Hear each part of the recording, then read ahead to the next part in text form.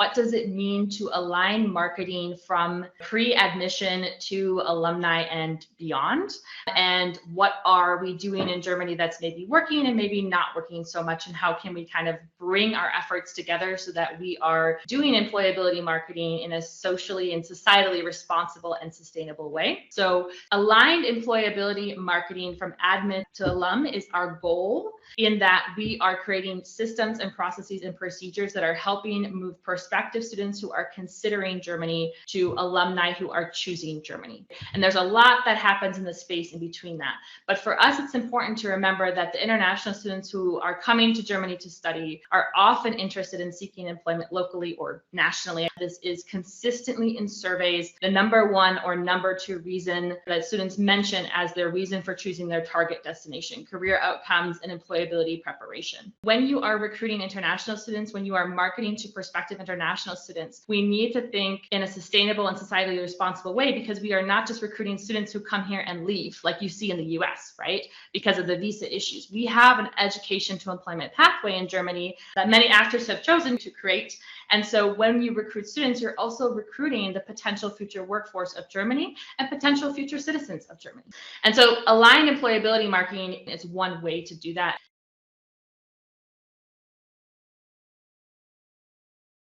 Employability marketing brings together support and transformation. The goal is to market what the higher education institution is doing to support international students' career onboarding, and then what outcomes alumni can expect. This is what we're going to be packaging in marketing materials across the entire international student life cycle. So employability marketing would be, for example, not just a brochure with like pretty pictures of Munich, or like you can study this in this year, or writing, oh, you'll have great career opportunities without any data to back that up. Instead, you can include, hey, okay, what's the strategy of the institution? How are you make international students feel welcome and supported? How is career integrated across different departments within the institution? Second, what services are offered, such as international career services or alumni support? That can even be things like tutoring. Importantly, alumni outcomes, so concrete information such as position titles and salary information, and then employer involvement. So to what extent are employers involved in program development and offering internships, etc. So with employability marketing, we're really getting clear and concise about what's offered and what that offer then transforms into outcomes for the student. So being very clear with students from the beginning, and this is especially the case when it comes to transparently talking to students about language requirements later on, can be a way to build trust with prospective students. So the focus is on the end goal that benefits both international students and society, and an emphasis on employability marketing helps students make informed decisions, and this benefits society. And then the other aspect is it's really important to stay transparent with marketing by using real data. The number one issue in the research literature on employability marketing talks about how most of the marketing has unwarranted claims that say you're going to have great career outcomes, and there's not a data set to back that up. And that is increasingly an issue, not only in research, but also practically for students. Parents are also very interested in having concrete information about what the employability prospects may look like.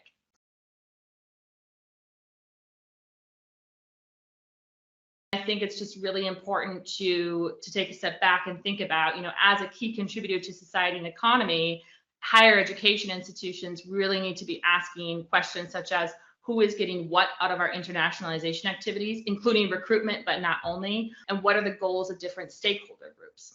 Now, specifically when it comes to employability marketing, there's 3 areas of intentional alignment. These are labor market, and service structures. So how are we considering as institutions in the marketing that we're doing and in setting up service structures that we're setting up, aligning student recruitment with the skilled labor market shortages? How are we thinking about which professions are in demand in our local or regional areas and what that means for student marketing? And remembering also, this is not just a Germany challenge. Many countries are looking at this topic right now and seeing international students as a potential source to combating demographic decline and so on. But the advantage that we have as German higher education institutions is that we already have a lot of support structures in place. It's really going to come down to how are we packaging them and the marketing that we're doing to students, and employability marketing can help us do that.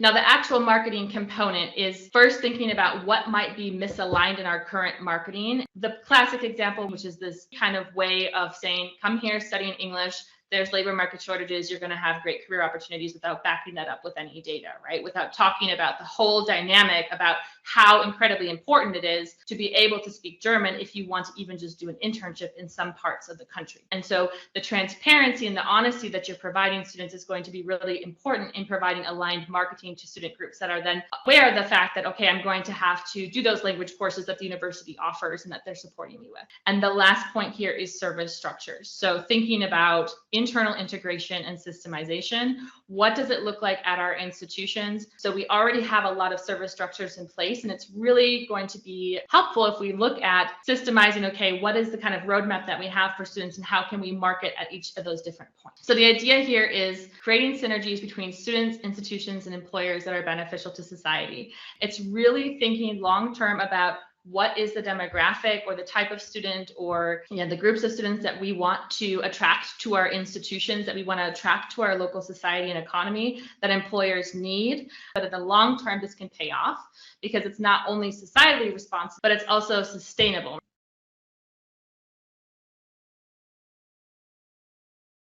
I do think it's really important to mention that task or that responsibility has oftentimes been siloed into one department, the international office. But when we are really thinking systematically, we have a lot of different functional areas within the institution that are involved, and it's not like one department's responsibility. Developing a strategic plan for integrated career development initiatives across the institution for both international and domestic students is something that does not necessarily have to involve university leadership. Institution-wide strategy is a best practice that we are seeing at universities across the globe who are doing this well. And then a really good thing to consider is involving employers in kind of the strategy development. And I mean this very widely. Employers can articulate who they want to attract, and that can inform marketing.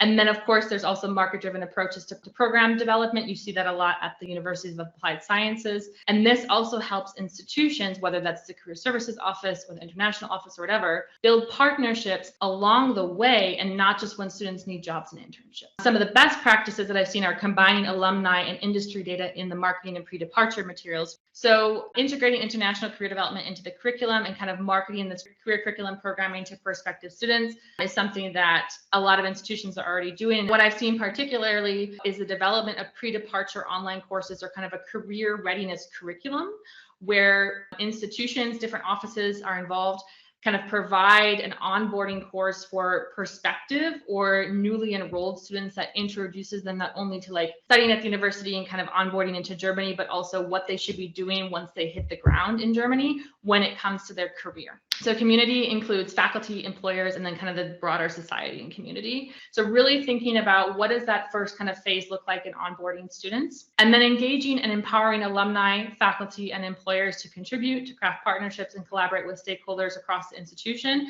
This takes a lot of time, and it's something that shouldn't be an afterthought. It should be a forethought. Now, when I say scale, a lot of times people think about online technology, they think about online courses, etc., and that's important. But we already know we have a lot of kind of content around that in this space. So I wanted to talk about scaling equitably. One of the things that I've seen both in research and in practice that I think is moving in the right direction is looking at combining or at least comparing the needs of international students in Germany with first generation and migrant students in Germany. So where are we scaling kind of equitably, holistically, and cohesively so that we're providing some type of comprehensive content delivery that is a collaborative effort among the different functional areas. Developing a marketable and transparent international student career development kind of ecosystem takes time. The ways in which I've seen institutions go about this is that they normally start with either point one or point two. They either create kind of a strategic discussion within these different departments, or they really get on board and create kind of a new strategy that then filters down throughout the institution. There's different ways to go about that. Curriculum and community are long-term things. They take a lot longer to build up and kind of to establish into the structure of the institution. And then scaling is something that I would actually probably say is the third thing people are working on right now a lot. Is like, how are we creating then a system such as an online course that is onboarding students and preparing them for what's going to come later?